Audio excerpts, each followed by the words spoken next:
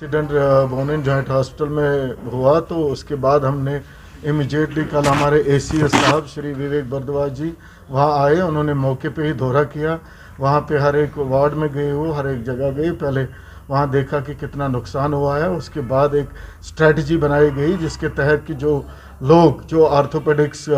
Patients हैं उनके लिए हमने क्या क्या किया। इमिजिएटली जब आप भी वहाँ थे तो आपने देखा कि हमने इमिजिएटली जेवीसी उनको शिफ्ट किया, एसएमएचएस शिफ्ट किया गया उन पेशेंट्स को। और उसके बाद जो एक स्ट्रेटजी बनी, हमने अपने हर एक डिस्ट्रिक्ट हॉस्पिटल में ये एक सर्कुलर हमने निकाला कि आर्थोपेडिक जो हमारा आर्थोपेडिक का बोन एंड जॉइंट का पेशेंट है वो डिस्ट्रिक्ट से ज़्यादा रेफ़र ना हो जाए श्रीनगर। और हमने हर एक डिस्ट्रिक्ट में एक Jawaharlal Nehru memorial hospital, district hospital Pulwama, Kulgam, district hospital Kupwara and सब डिस्ट्रिक्ट हॉस्पिटल सोपोर, यानी कि साउथ, नॉर्थ और सेंट्रल में हमने डायरेक्टरेट ऑफ हेल्थ की तरफ से पूरा ऑर्थोपेडिक सिस्टम मेंटेन रखा ताकि जो भी पेशेंट है उनको कोई तकलीफ ना हो। 24/7 ऑर्थोपेडिक सर्विसेज वहाँ दी जाएगी जब तक हम ये नॉर्मल फंक्शनिंग स्टार्ट होगी। और हमारा यही, जैसे कल एसीएस सर ने भी बोला कि with in A weeks time, 10 दिन तक इंशाल्लाह ये वापस अपनी फंक्शन स्टार्ट करेगा। तब तक डिस्ट्रिक्ट से भी कोई ज़्यादा रेफ़र ना हो, और अगर कोई इमरजेंसी पेशेंट है उसको हम जेईसी में भी देख सकते हैं और जेएलएनएम में भी। एडिशनल चीफ सेक्रेटरी साहब ने भी कहा कि हमने पिछले ही 2 महीने में 4 मीटिंग्स हुई, और जो लेटेस्ट मीटिंग हुई रिगार्डिंग फायर ऑडिट और फायर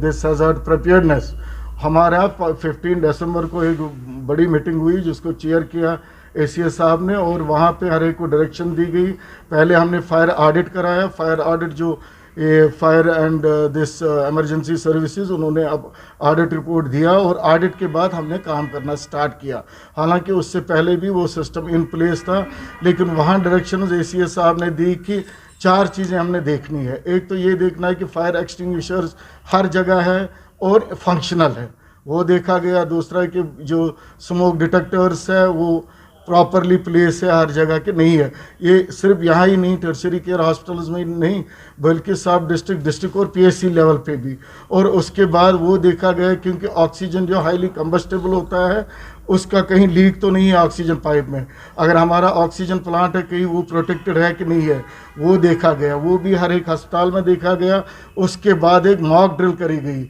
ये उसी मॉक ड्रिल का नतीजा था कि इमीडिएटली हमारे जो वहाँ हमारे मुलाजिम जो थे उन्होंने फायर एक्सटिंग्विशर्स यूज़ किए, और इतने बड़े सानिया को और उसी टाइम जो अप्रोप्रिएट क्विक एक्शन हुआ कि आपके फायर सर्विसेज ने, यहाँ पुलिस डिपार्टमेंट था, यहाँ डिस्ट्रिक्ट एडमिनिस्ट्रेशन थी, यहाँ डिविजनल कमिश्नर साहब खुद थे, तो हर एक ने, और सबसे मैं जो सराहना चाहता हूँ और यहाँ आपको कहना चाहता हूँ कि लोकल्स ने बड़ा हेल्प किया, और उनकी मदद से, और ये जो हमने मॉक ड्रिल ऑलरेडी करी थी और fire and emergency service department की मदद से, पुलिस की मदद से, डिस्ट्रिक्ट एंड डिविजनल एडमिनिस्ट्रेशन की मदद से हमने क्विकली इसको ये काबू किया। और जो भी हमारे वहाँ पेशेंट्स थे, अटेंडेंट्स थे, हमारे डॉक्टर्स थे, पैरामेडिक्स थे, हर एक सही सलामत रहे। और उसके बाद भी जब कल एसीएस साहब ने वहाँ दौरा किया, पूरा देखा, तो हमें जो लगा ये पूरा छत जो पूरा जला हुआ था, बाकी जो नीचे बिल्डिंग, बाकी जो फ्लोर्स थे, ground floor, first floor, second floor, वो सेफ थे। और जो नुकसान लग रहा है 20 to 25% है, और उसमें डायरेक्शंस दी गई कि with in shortest possible time उसको रेस्टोर किया जाएगा। जो आपको बोला कि जेवीसी रखा हुआ है, जेवीसी हॉस्पिटल में जाएंगे। पहले हमने डिस्ट्रिक्ट्स में जो ये ऑर्डर हमने निकाला, एक सर्कुलर निकाला कि साउथ से भी हमने रखा, नॉर्थ से भी हमने रखा, और सेंट्रल में भी। सेंट्रल में जेएलएनएम हॉस्पिटल को हमने नॉमिनेट किया है कि जो ये पेशेंट्स को कैटर करेगा, डिस्ट्रिक्ट हॉस्पिटल पुलवामा करेगा, डिस्ट्रिक्ट हॉस्पिटल कुलगाम करेगा, सब डिस्ट्रिक्ट हॉस्पिटल कुपवारा करेगा, एंड सब डिस्ट्रिक्ट हॉस्पिटल सोपोर करेगा, ताकि ये नहीं मैं रेफरल की बात करता हूँ, क्योंकि ये जो टर्शरी केयर हॉस्पिटल इसमें रेफरल पेशेंट भी बहुत सारे, पहले एक फिल्टर तो वहाँ हो जाएगा, उसके बाद अगर कोई आया तो उसको यहाँ जेएलएनएम भी रखा हुआ है एंड जेईसी भी।